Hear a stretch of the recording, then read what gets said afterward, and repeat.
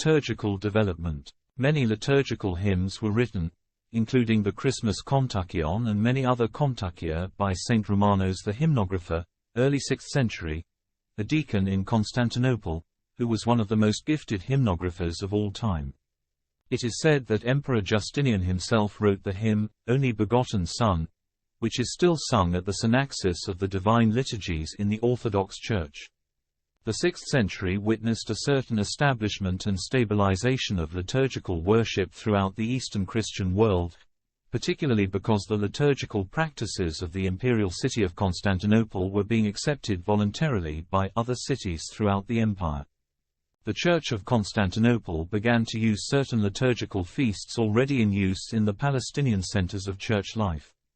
These feasts were the Nativity and the Dormition of the Theotokos, and the presentation of Christ in the temple.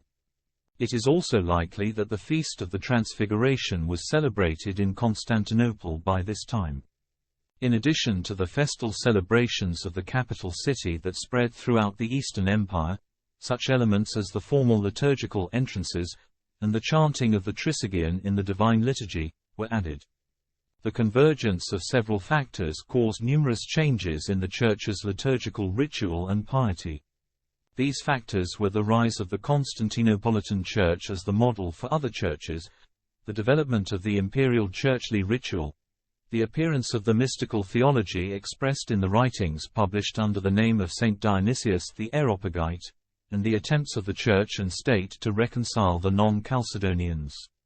At this time, the practices of the Church of Constantinople were combined with the original Jewish Christian worship of the early Church, the rule of prayer which had developed in the Christian monasteries, and the liturgical practices of the Church in Jerusalem, to form the first great synthesis of liturgical worship in Orthodox history.